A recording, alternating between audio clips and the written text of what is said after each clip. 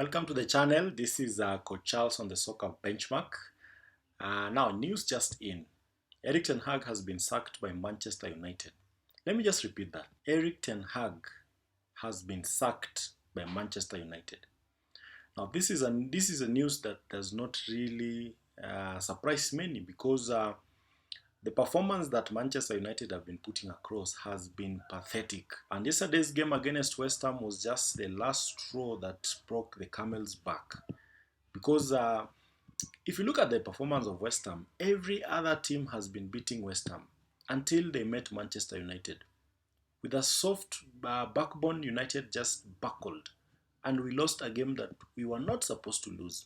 And I keep asking myself, who is supposed to be answerable? Because the coach has been given a mandate to ensure that the team performs. He's responsible for the appointment of the assistant coaches and the other coaches that are at Manchester United.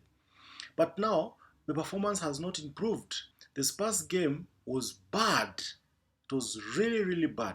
The FC20 game, equally bad. Then we went to Fenerbahce, bad. FC Porto, bad.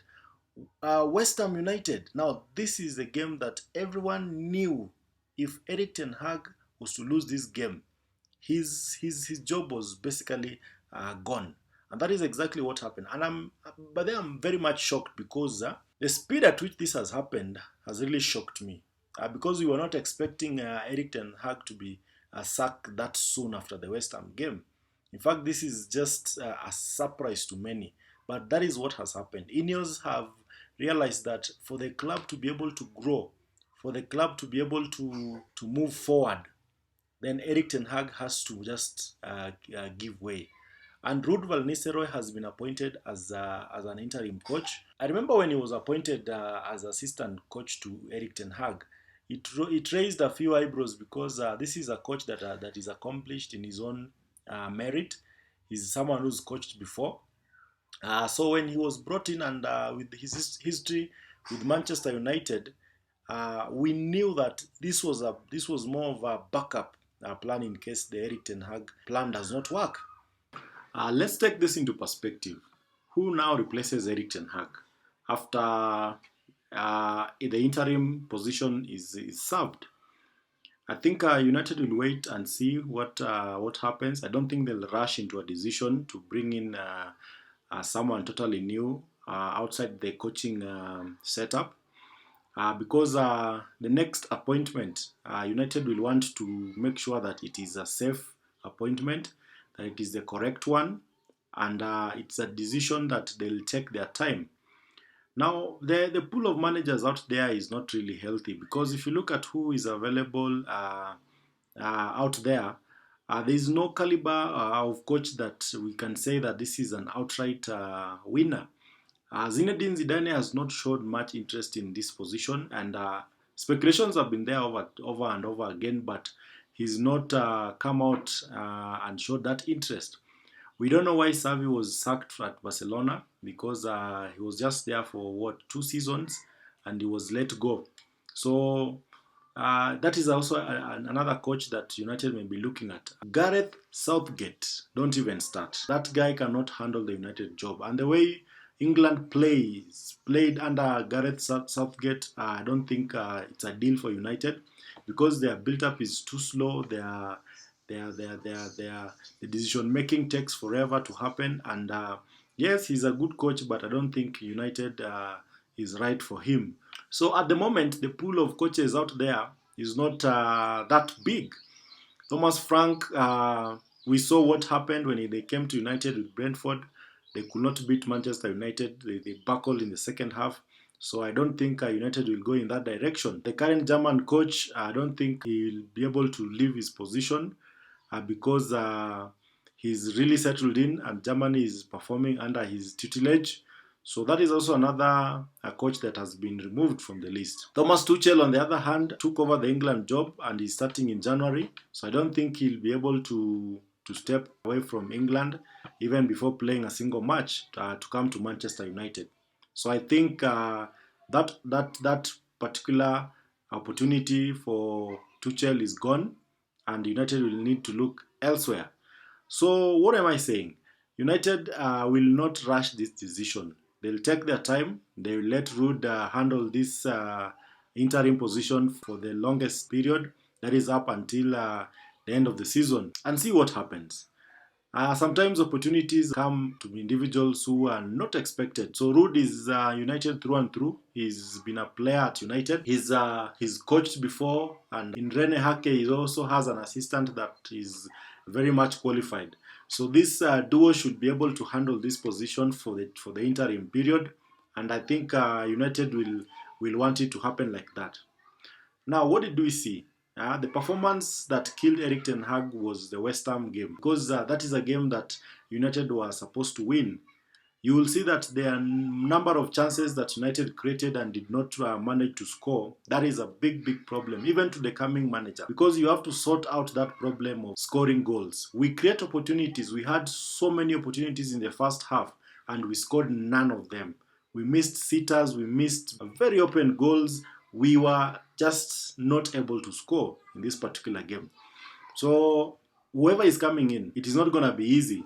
And the media and the publics are out there to judge, and they will judge you harshly, whoever comes in. So Manchester United post is one of those positions that no one will really want to rush into, because the magnitude of the club, the size of the club, the history of the club, and everything that goes around that club is very huge. So it needs someone with personality, someone with experience, someone who is ready to take the hit on the head and is able to make decisions that will take the club forward. I'm not proponent of sacking coaches, but Ten Hag really had to go, because he kept talking about plans, he kept talking about the system, but we were not seeing any of this. You could not tell what exactly is Manchester United's favorite system. What exactly is Manchester United's right way of playing? The plans that he was talking about, we were not seeing any of them, because this is his third season at Manchester United. Yes, he's won as 2 cups, something that most managers who have come after Sir Alex Ferguson did not manage to do. But still, football is a result-oriented sport.